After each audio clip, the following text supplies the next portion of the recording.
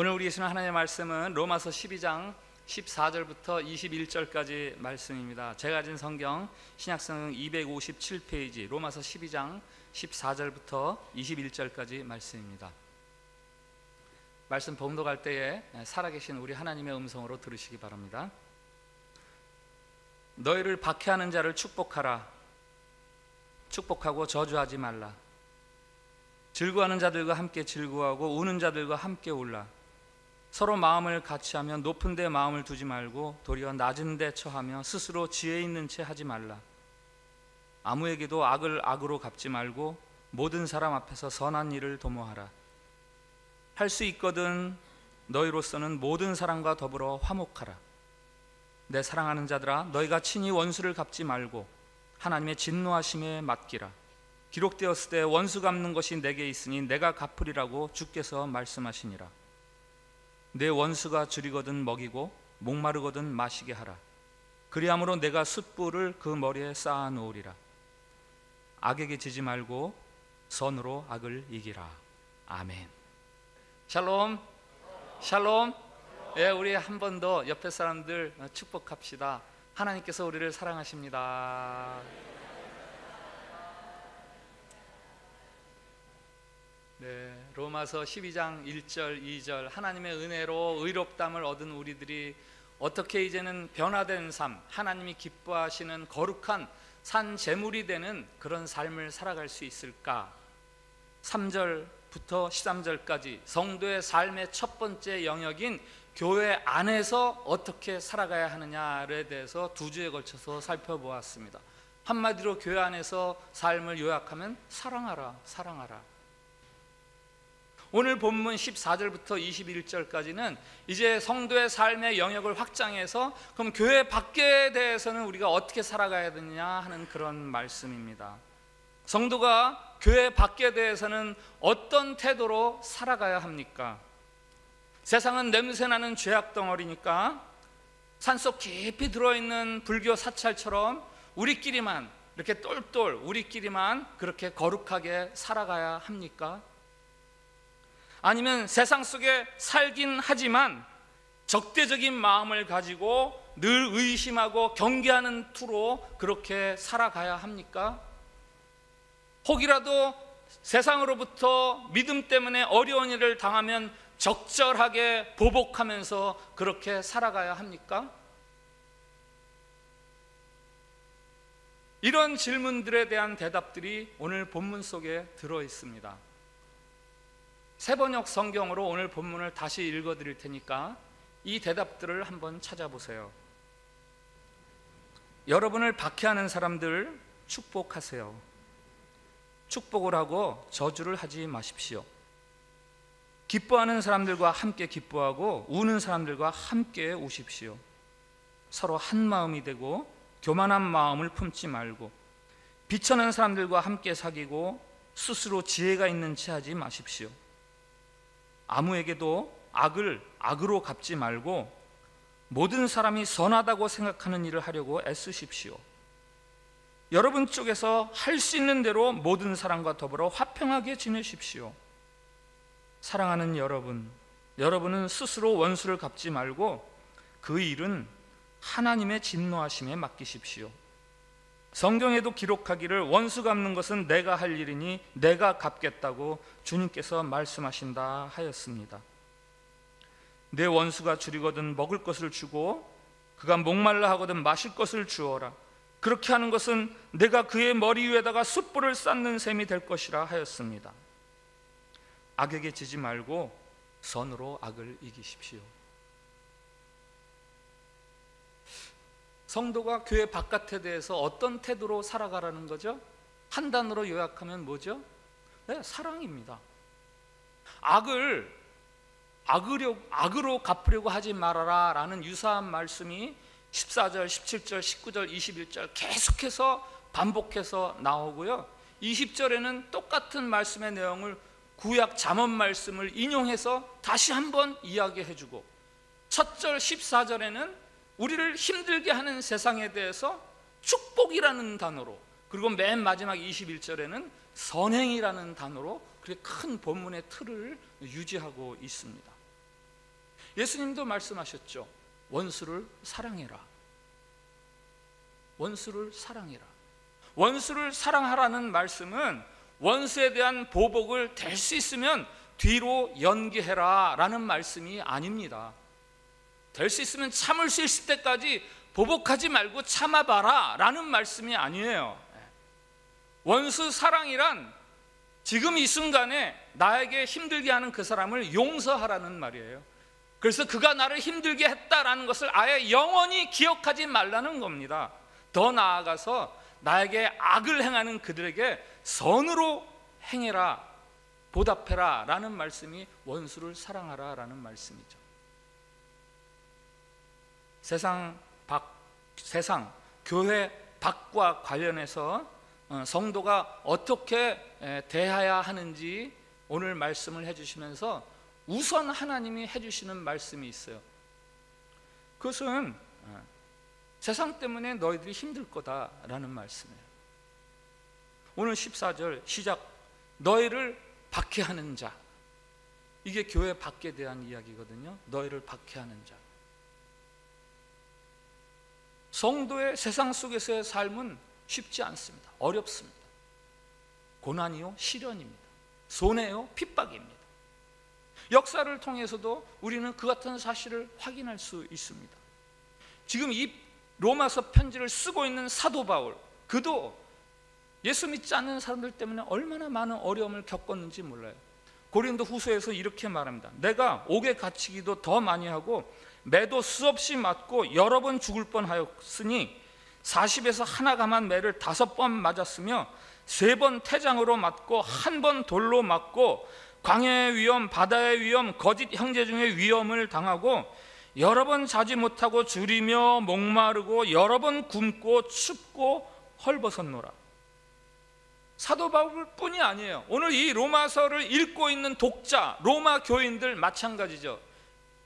이 로마서가 서기 57년경에 기록됐다고 추정을 하는데 이 편지를 읽은 약 6, 7년 후에 서기 64년부터 로마 황제의 대핍박이 시작이 됩니다.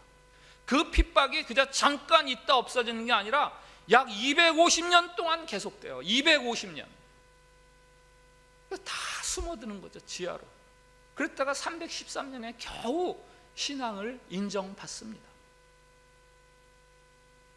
세상에서 믿음 때문에 박해를 받을 것이다. 여러분, 믿음 때문에 세상에서 당하는 어려움이 있으십니까? 혹시 군대에 다녀오신 분들, 군생활하면서 나 오늘 주일이라 교회 갈래요, 그러다가 고참들한테 두들겨 맞은 적 없으신가요? 제가 알던 어떤 청년은 어릴 때부터 교회 다녔는데 교회 가는 날마다 아버지한테 매 맞고 심지어는 교회 못 가게 하려고 쌀 독에 갇히는 그런 일까지 경험하면서도 그 어릴 때부터 그렇게 교회를 다녔더라고요. 직장에서 직장 동료들과 어울리다 보면은 음란한 술자리, 뭐예요? 여자들이 나오는 술자리죠. 접대부가 나오는 술자리. 거기에 가야 되는데 가야 되나 말아야 되나, 괜히 나 혼자 왕따 당하면 어떡하지? 어쩌다 가게 되면은 같이 저 사람들하고 똑같이 굴어야 되나? 아니면 나만 개밥의 도토리처럼 굴어야 되나? 그게 다 세상 앞에서 당하는. 어떻게 아냐고요? 목사가 그걸 다 아는 수가 있어요.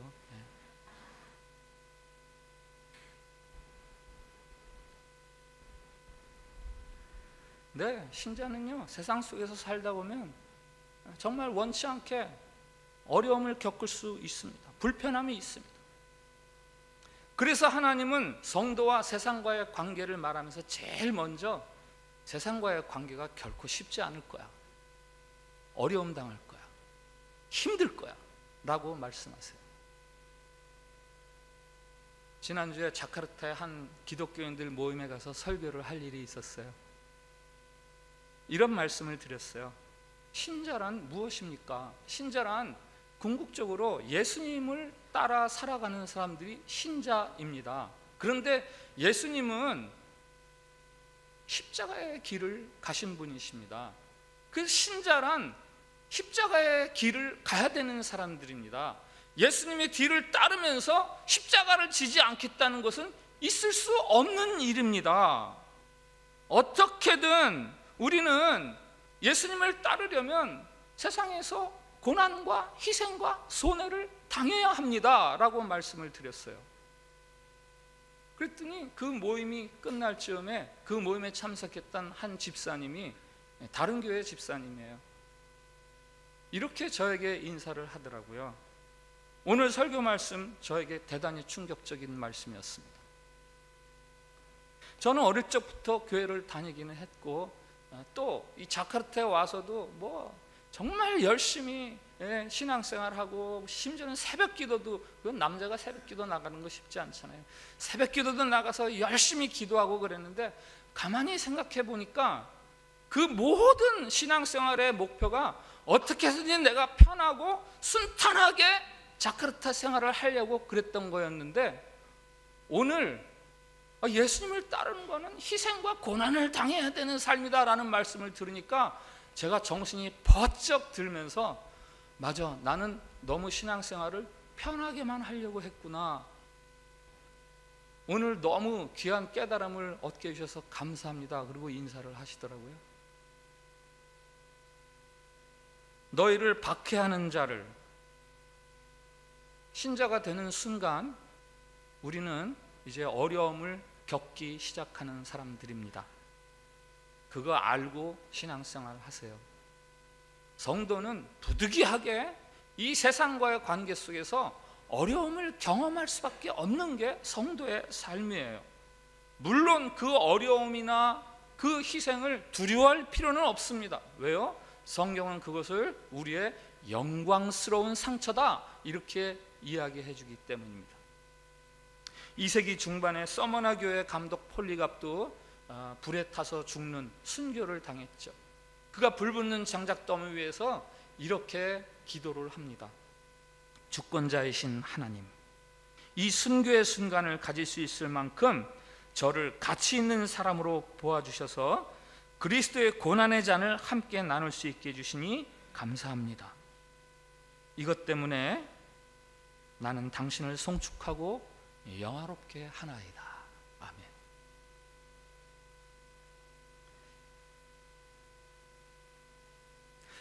네, 세상은 우리를 힘들게 합니다. 그러나 하나님께서는 오늘 말씀하시기를 우리를 힘들게 하는 그 세상을 향해서 우리가 교회 안에서 그런 것처럼 똑같이 그들을 사랑해야 된다 이렇게 말씀하세요.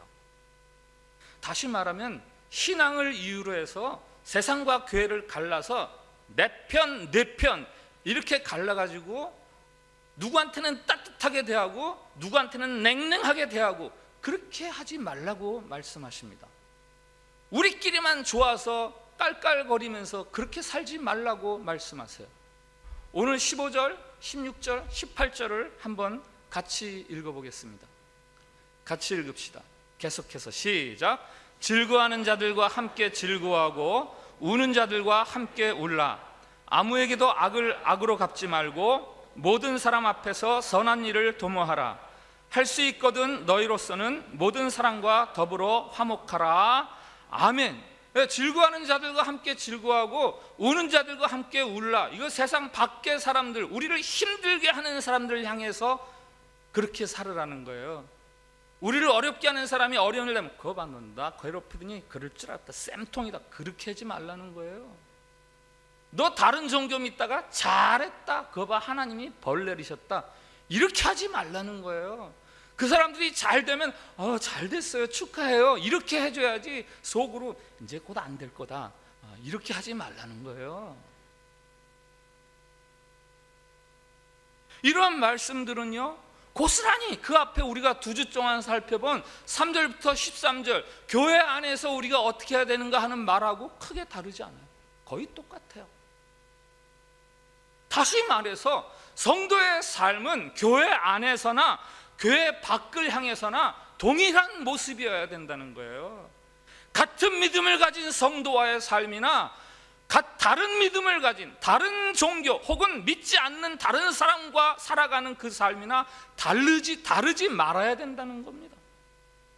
지난주에 말씀드렸듯이 우리가 성도 간에 서로 사랑해야 되는 이유가 무엇입니까?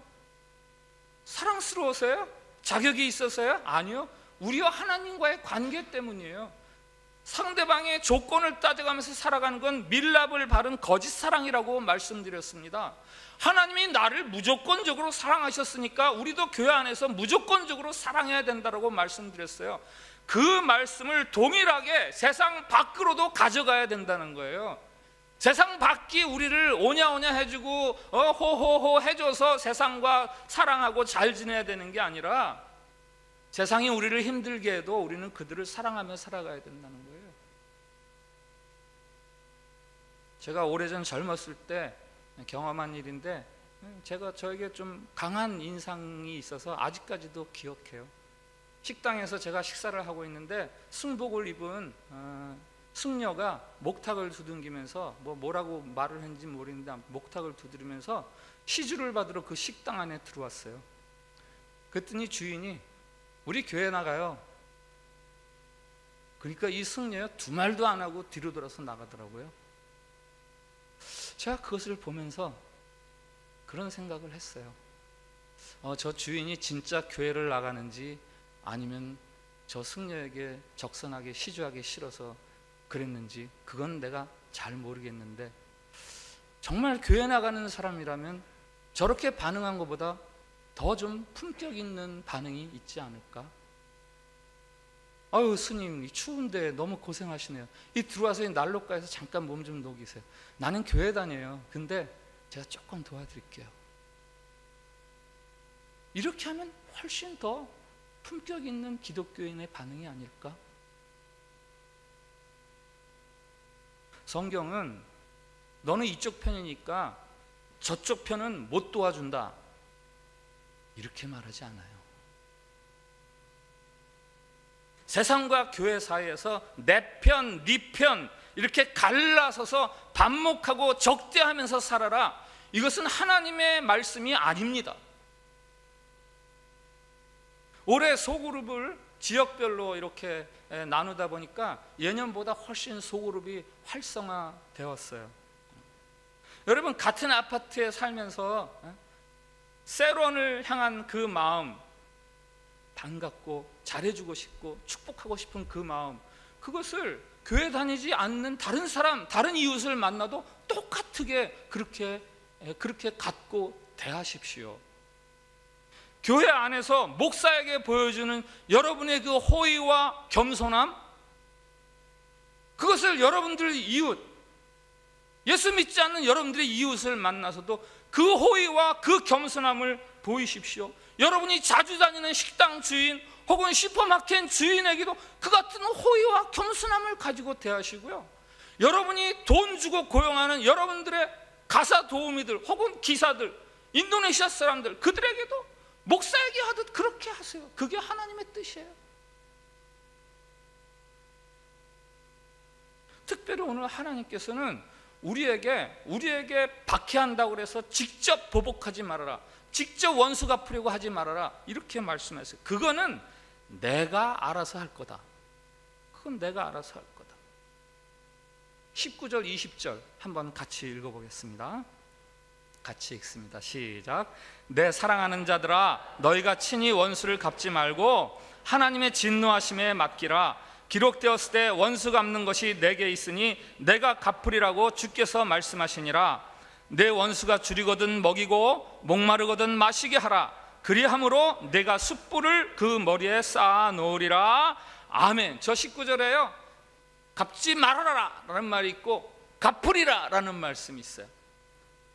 우리에게는 너희는 갚지 말어 라고 이야기하시고요, 내가 갚을 거야 라고 말씀하십니다. 하나님이 우리에게 잘못한다 그래서 우리가 갚으려고 하지 말라는 거예요.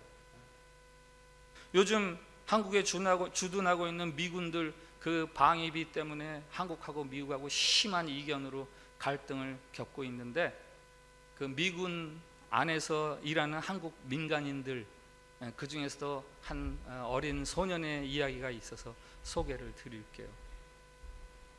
허드렛 일을 하는 거죠. 어린 소녀니까 흔히 하우스보이 뭐 이렇게 부르는 그 아이. 그냥 미군들 잡동사니 뭐 군화도 닦아주고 식사도 날라주고 청소도 해주고 잔심부름도 하고 하는 애인데, 미군들이 심심하니까 가끔 그 아이를 대상으로 짓궂게 장난을 거는 거예요. 그래서 워커에다가 그 닦기 어려운 진흙을 일부러 발라가지고 그 네모반 바닥을 막 밟고 다니면서 이렇게 하고, 문 열면은 그 위에서 양동이를 걸어놔서 문 여는 순간에 물이 콱 쏟아지게 해가지고 물 맞게 하고. 그런데도 이 아이는 막 생글생글하면서 너무나 그 자기들 일을 잘 도와주니까 어느 날 미군들이 감동을 받았어요. 그래서 야, 우리 이제 쟤한테 좀 짓궂게 굴지 말자. 우리는 뭐 장난삼아 돌 던지지만 쟤는 잘못하면 죽는 거 아니냐, 좀 잘해주자.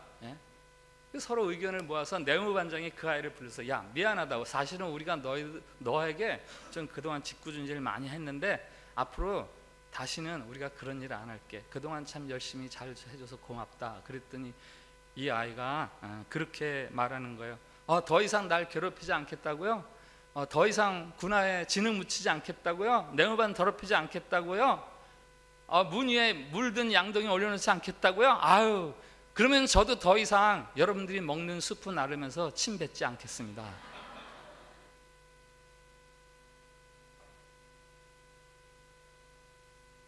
우리를 못 살게 구는 사람들에 대한 우리의 태도가 드러나는 일화죠.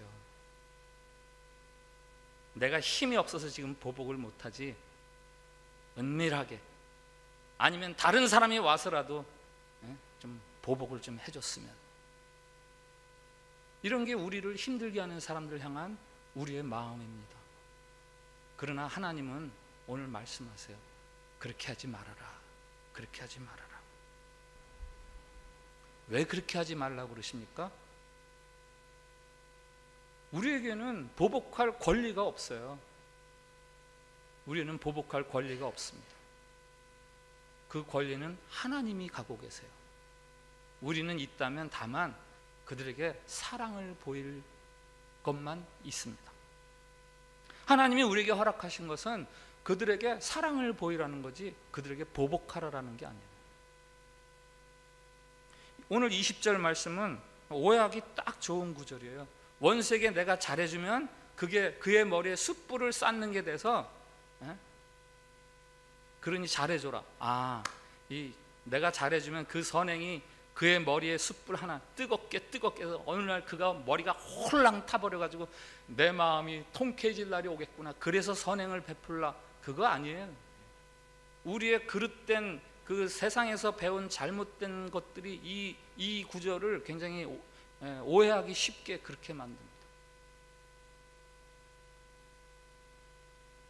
옛날 애굽에는 이런 풍습이 있었어요. 어떤 사람이 이웃 간에 서로 잘못한 것이 있어서 그것을 고백하고 용서를 빌 때는 머리에 숯을 이고 가서 미안합니다, 내가 잘못했습니다, 그리고 이렇게 용서를 빌었다는 거예요. 그것을 배경으로 하는 말이죠. 우리가 선행을 베풀면 우리의 선행으로 말미암아 그 사람의 머리가 뜨거워지다가 홀랑 타버리는 날이 반드시 올 거야, 그런 말씀이 아니라 우리를 어렵게 해도 우리가 선행을 베풀면 언젠간 그 사람이 진심으로 뉘우치고 우리한테 용서를 빌 수 있는 날이 온다, 이런 말씀이에요.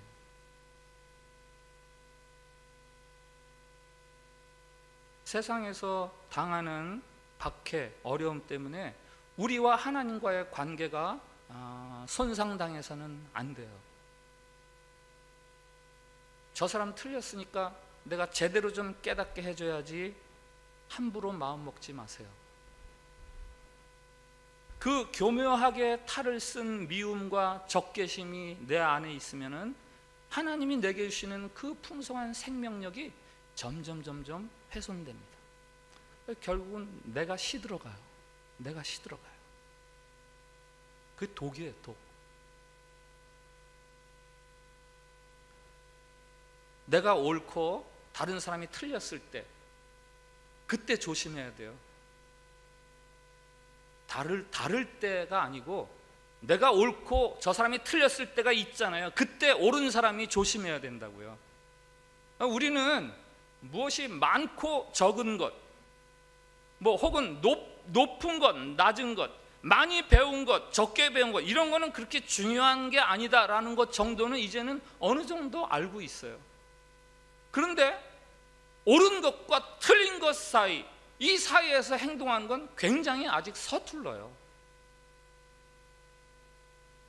내가 옳으니까 틀린 너는 죽어라. 내가 옳았음을 아는 그 순간 내 목소리가 커지잖아요. 너 틀렸잖아.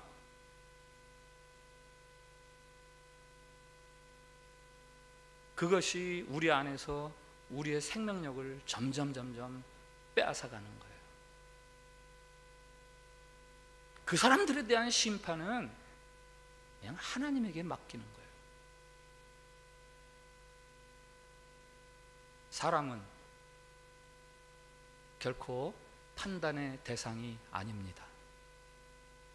판단은 하나님이 하십니다. 사람은 그저 우리가 사랑을 보여야 할 사랑의 대상일 뿐입니다. 요한복음 8장에 간음하다가 현장에서 잡힌 여인 이야기가 있잖아요. 잘못했죠. 틀렸죠. 죄인이죠. 그를 향한 두 가지 반응이 요한복음 8장에 소개되죠. 잘못했으니까 돌로 맞아 죽어야지 라는 유대인들이 있고, 잘못을 했지만 그에게 용서를 베풀어서 새로운 삶을 살 수 있는 기회를 주어야지 하는 예수님의 반응이 있습니다. 한 대학생이 있었어요. 뭐 우리야 대학생 거의 다 요즘 뭐 다 많이 나오니까 뭐 그렇지 않지만, 이 대학생이 사는 사회, 대학생은 굉장히 희귀한 사회니까 사회적인 책임감을 가지고 내가 우리 사회를 어떻게 해서든지 건강하고 좋은 사회로 만들어야지라는 그런 책임의식이 있었어요. 그런데 그의 눈에 거슬리는 사람이 하나 있죠. 사회를 좀먹고 사회를 해치는 사람, 전당포 노파. 저런 사람은 건강해야 할 우리 사회를 좀먹는 사람이다. 없어져야 된다. 도끼를 가지고 가서 쳐서 죽이잖아요. 이 대학생의 이름은 라스콜리니코프. 도스토옙스키의 죄와 벌 소설의 주인공입니다. 도스토옙스키는 이 소설을 통해서 내가 의인이다, 내가 초인이다 라고 살아가는 사람들, 그 사회 엘리트층들, 그들의 그 약한 자들, 잘못된 사람들을 억누르고 핍박하는 그들의 그 허세를 고발하는 거예요. 도스토옙스키의 죄와 벌 훨씬 이전에 우리 예수님 똑같은 말씀을 해주셨어요. 똑같은 말씀. 누가복음 13장 6절부터 9절까지 열매 맺지 못하는 무화과 나무를 향한 비유 말씀. 무화과 나무를 심었는데 열매를 맺지 못해. 1년, 2년, 3년이 지나도 열매를 맺지 못해. 악한 거죠. 이거 악한 거예요. 농장 주인이 말하죠. 야, 이거 찍어버려. 틀렸어 이놈. 근데 그 농장을 맡아서 관리하는 관리인이 주인을 막아서면서 호소하잖아요. 아우 주인님, 저에게 한 해만 더 기회를 주세요. 제가 어떻게 해서든지 이게 결실을 맺을 수 있도록 거름도 주고 잘 한 해 동안 돌보겠습니다. 한 해만 더 기회를 주시죠. 우리는 마치 주인처럼 야 이거 틀렸어, 찍어버려.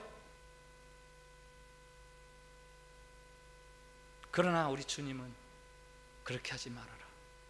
나는 틀린 자도 어떻게 해서든지 새로운 기회를 주어서 바르게 될 수 있도록 기다리고 참고 돌보고 섬기는 게 나다. 그렇게 얘기해 주시는 거예요.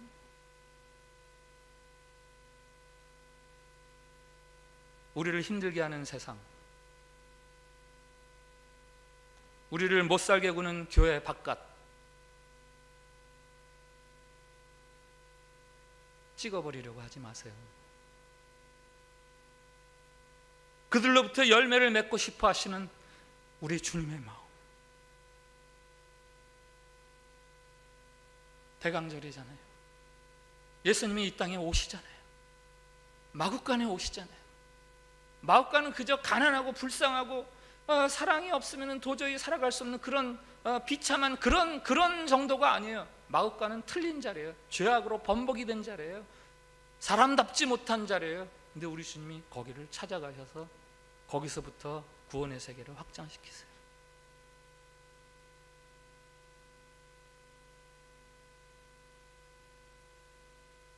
세상으로부터 우리가 어려움을 당할지라도 세상을 향해서 적대감을 갖는 것이 아니라 호의를 보여야 돼요.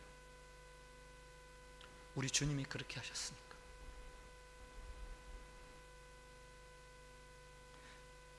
세상을 향한 교회나 신자의 태도는 둘 중에 하나입니다. 용서하고 사랑하든가 적대감을 가지고 대하든가, 둘 중에 하나예요. 그리고 주님은 우리에게 용서와 사랑의 마음으로 대해라 라고 말씀하십니다. 주먹에는 주먹, 이에는 이라는 세상 논리는요, 그것은 주님의 말씀이 아니에요. 그것은 주님의 말씀이 아닙니다. 원수를 사랑하라고요? 나를 힘들게 하는 사람을 사랑하라고요? 그건 내가 못하죠. 그거는 성자나 할 수 있는 거죠. 이렇게 핑계대지 마세요. 주님은 우리가 할 수 없는 것을 하라고 하지 않으세요. 우리 안에서 성령을 통해서 능히 우리가 그렇게 할 수 있도록 도와주시면서 우리를 그렇게 살라고 하시는 분이 바로 우리 주님이세요. 우리가 주님 안에 붙어있기만 하면, 우리를 향한 하나님이 어떻게 나에게 대하시는지 그것을 알고 있기만 한다면, 우리는 저절로 우리를 힘들게 하는 원수 같은 사람들에게도 우리는 호의와 사랑을 지속적으로 보여줄 수 있습니다. 세상 속에서의 성도의 삶, 세상과 성도와의 관계를 세 가지로 정리해서 말씀드렸어요. 첫째, 예수 믿는 믿음 때문에 세상으로부터 당하는 어려움이 분명히 있습니다. 둘째, 그러나 우리가 교회 안에서 그런 것처럼 교회 밖을 향해서도 사랑해야 합니다. 셋째, 악이라고 해서 함부로 내가 심판하려고 나서지 마십시오. 그것은 하나님에게 맡겨드리십시오.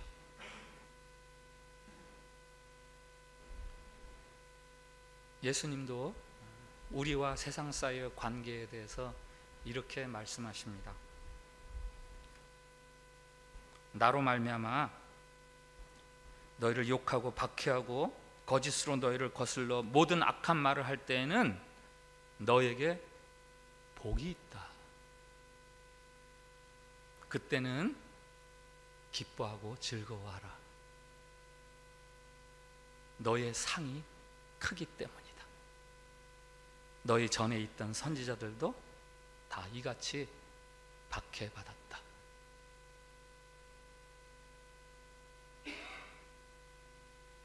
세상에서 살다가 우리가 어려움을 당한다면, 박해를 받는다면 그것은 내가 이제는 하나님의 자녀라는 증거예요. 그래서 기뻐하라는 거죠. 그 일 때문에 행여 내가 복수해야지, 그리고 이를 악물지 마세요. 복수하는 것은 악에게 지는 거예요. 복수하고 안갚음하려는 마음 생기면 딱 끊어버리세요. 그것은 하나님께 맡기세요. 그 대신 여러분은 그들을 축복하세요.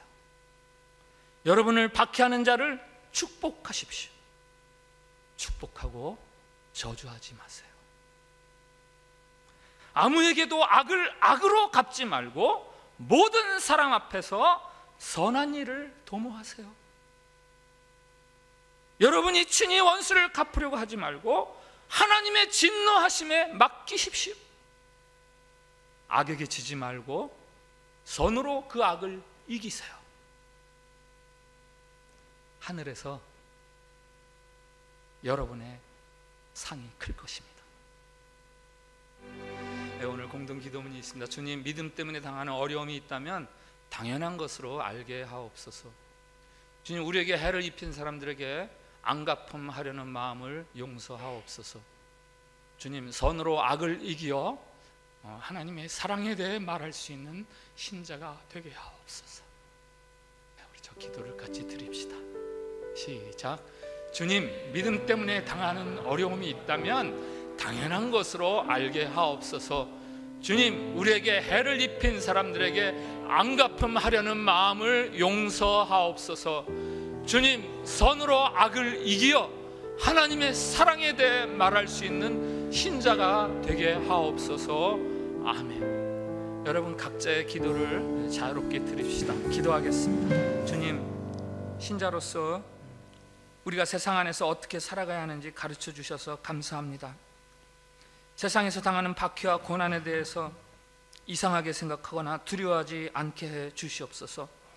주님도 박해를 당하셨고 우리보다 먼저 믿은 신자들도 다 그랬음을 우리의 삶의 힘으로 삼게 해 주시옵소서. 우리를 힘들게 한다 하여 복수나 앙가품을 도모하지 않게 해 주시옵소서.